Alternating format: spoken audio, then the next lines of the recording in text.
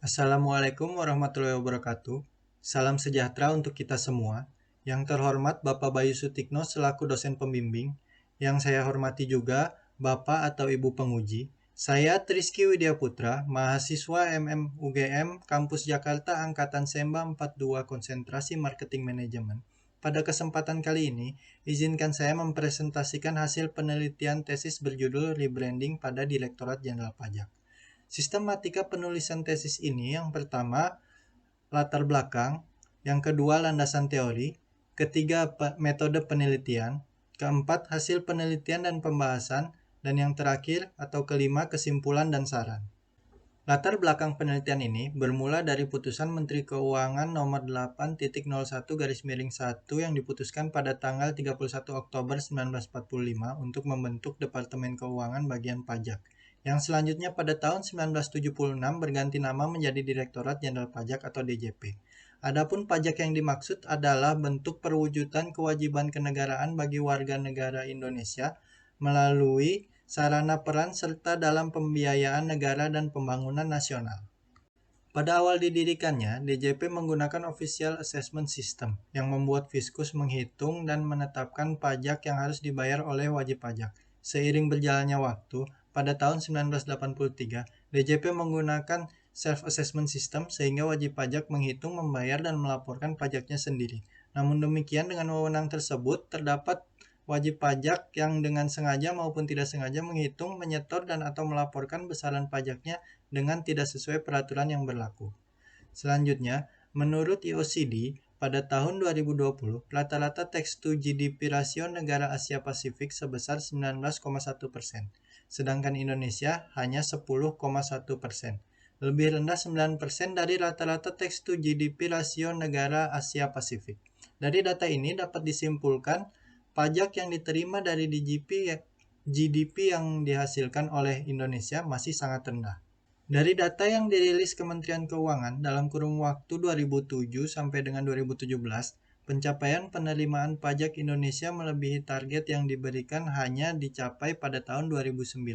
Hal ini tentunya tidak lepas dari tingkat kepercayaan masyarakat atas penggunaan pajak demi kepentingan rakyat yang masih rendah. Selain itu, citra DJP yang dinilai kurang baik menjadi salah satu faktor berpengaruh juga. Terbukti dari jumlah pelaporan whistleblowing di DJP dalam kurun waktu 2015 sampai dengan 2017 yang cukup banyak, yaitu di atas 160 pelaporan setiap tahunnya. Dalam merespon hal tersebut, DJP menerbitkan surat edaran nomor SE 22/PJ/2017 yang mengatur tentang brand DJP dan standarisasi berbagai hal terkait operasional DJP.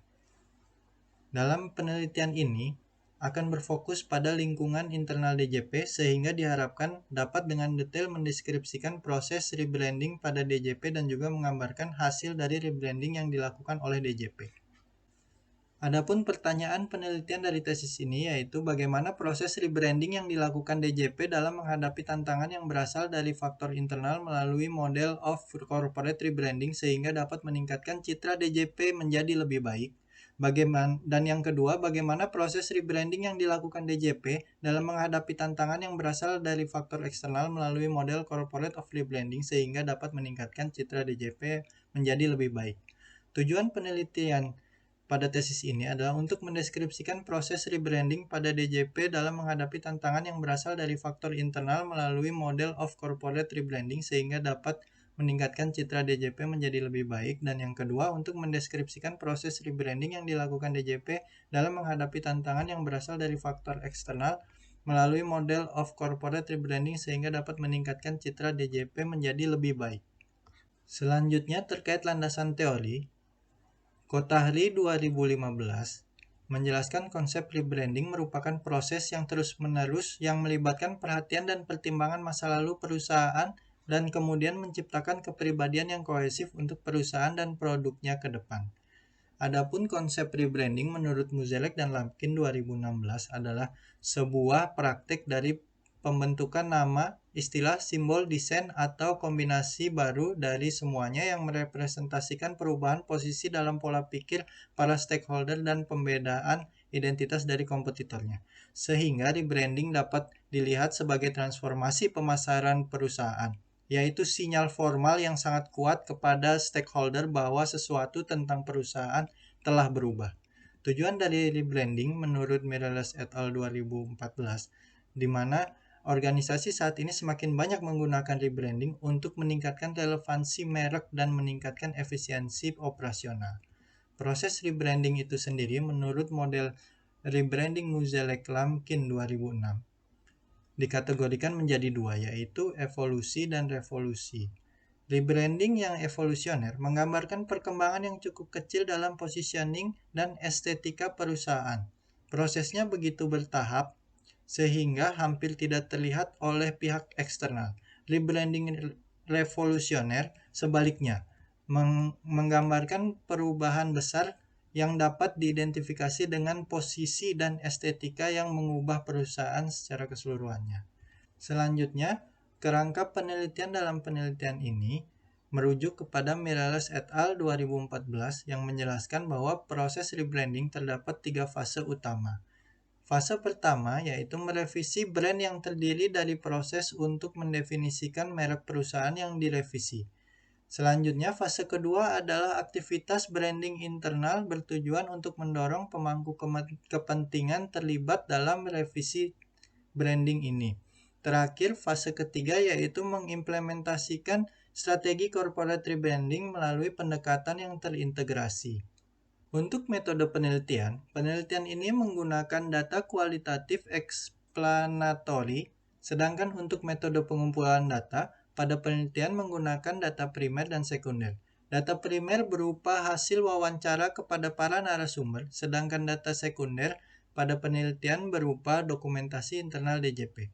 Wawancara dilakukan kepada Direktur Penyuluh Pelayanan dan Hubungan Masyarakat DJP, Kepala Kantor Pelayanan Pajak Pratama Solok, dan wajib pajak dengan kriteria sudah terdaftar sebelum dilakukannya rebranding pada DJP dan masih terdaftar selama proses rebranding pada DJP. Dari hasil penelitian, didapatkan informasi bahwa latar belakang organisasi dan terjadinya rebranding adalah karena kegundahan dari kantor pusat melihat penampilan visual materi publikasi di unit-unit vertikal dan juga di kantor pusat sendiri yang tidak memiliki keseragaman.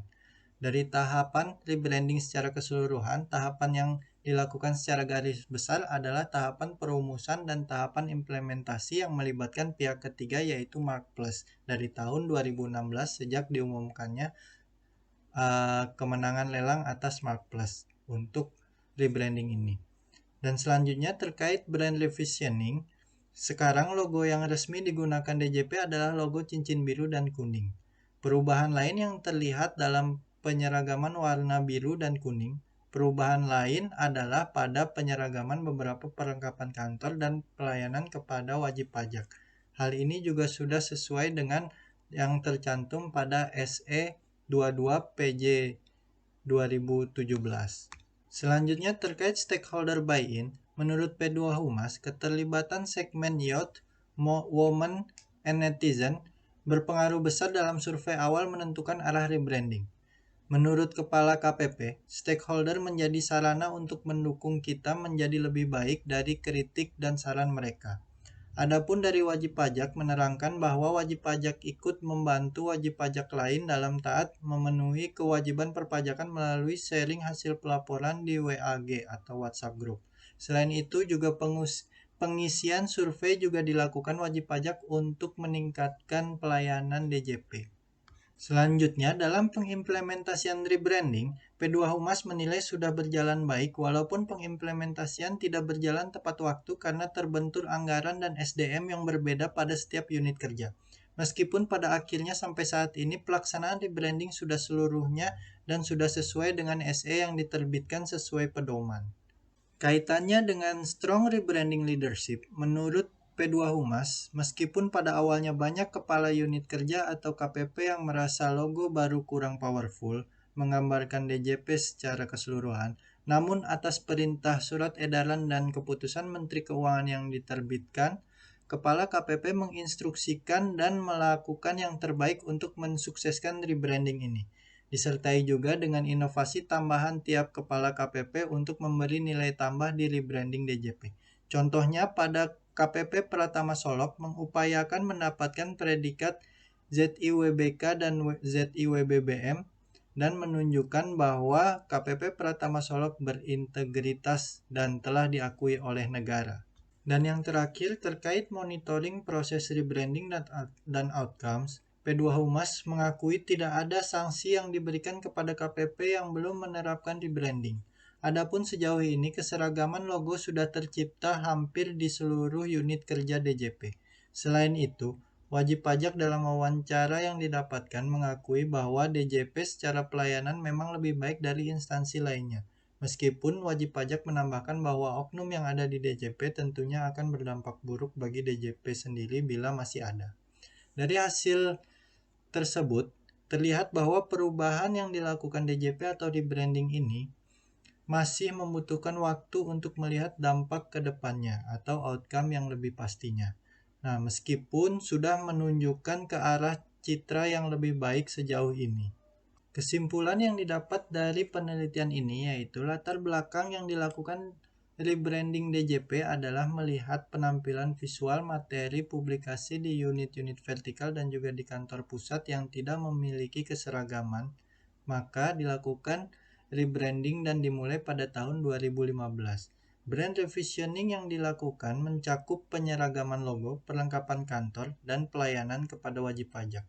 Pengimplementasian rebranding berjalan baik meskipun dilakukan tidak serempak pada tiap unit kerja karena faktor anggaran dan SDM. Hal ini tidak lepas dari pemimpin tiap unit kerja yang berkomitmen untuk melakukan rebranding sesuai arahan. Keterlibatan stakeholder dinilai penting dalam perumusan serta pelaksanaan rebranding. Outcomes yang diperoleh yaitu adanya keseragaman dalam internal DJP. Di sisi lain, wajib pajak merasa citra DJP semakin baik dibanding instansi lain, meski masih terdapat oknum. Sejauh ini, DJP belum pernah mengaitkan rebranding yang dilakukan dengan penerimaan pajak yang terrealisasi pada tiap tahunnya.